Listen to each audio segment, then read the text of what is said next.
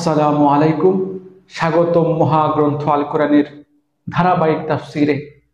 আজকে ইনশাআল্লাহ আমরা পবিত্র কোরআনের সূরা নিসার 134 নম্বর আয়াত নিয়ে আলোচনা করব।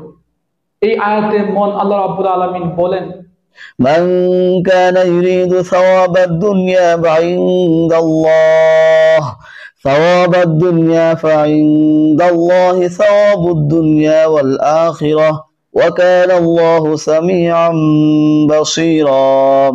তোমাদের মধ্যে যে ব্যক্তি দুনিয়াতে তার পুরস্কার পেতে চায় তার জেনে রাখা উচিত আল্লাহ তাআলার কাছে তো ইহকাল ও পরকাল উভয় কালের পুরস্কারই রয়েছে। আল্লাহ তাআলা সবকিছু শোনেন এবং সবকিছু তিনি দেখেন। আলহামদুলিল্লাহ, চমৎকার একটি আয়াত। এই আয়াত আল্লাহ রাব্বুল আলামিন সুস্পষ্টভাবে বলে দিয়েছেন তার কাছে দুনিয়া ও আখিরাত দুটোই রয়েছে।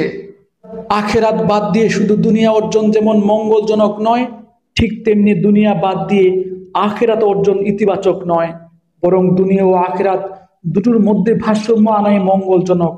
আর এই জন্য আল্লাহ রাব্বুল আলামিন সূরা বাকারা 201 নম্বর আয়াতে বলেন, মুমিনরা আল্লাহর কাছে দুনিয়া ও আখিরাত দুটোতেই কল্যাণজনক জীবন চাইবে।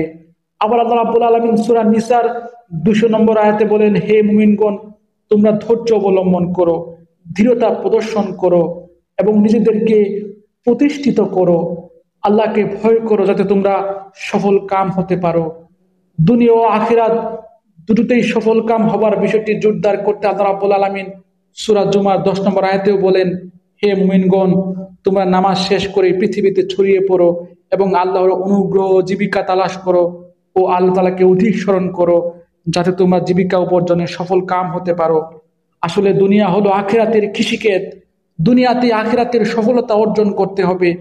আপনি যদি দুনিয়া ছেড়ে দেন তবে আখিরাতের কাজও আপনি করতে পারবেন না। দেখবেন আপনার দুনিয়া ছেড়ে দেবার সুযোগে শয়তানের দল বা দুনিয়া মুখীরা বড় বড় ব্যবসা প্রতিষ্ঠানের মালিক হয়ে যাবে, রাজনৈতিক প্রশাসনিক রাষ্ট্রীয় ক্ষমতায় তারা বসে যাবে এবং ক্ষমতায় বসে শয়তানের রাজত্ব প্রতিষ্ঠা করবে। তখন তারা আপনাকে আখিরাতের কাজও ঠিকমতো করতে দেবে না। এমনটাই তো বর্তমান পৃথিবীতে হচ্ছে। সকল ক্ষমতা আজ দুনিয়া পূজারীদের দখলে। তারা পরকাল মুখীদের আল্লাহর হুকুমাত অনুযায়ী চলতে দিচ্ছে না, আল্লাহর কোরআনের আইন কানুন দণ্ডবিধিগুলো প্রতিষ্ঠা করতে বাস্তবায়িত করতে দিচ্ছে না এবং যারা আল্লাহর হুকুমাত অনুযায়ী চলতে চায় তাদেরকে তারা জুলুম নির্যাতন করে শয়তানের জীবন ব্যবস্থা অনুযায়ী চলতে তারা বাধ্য করছে।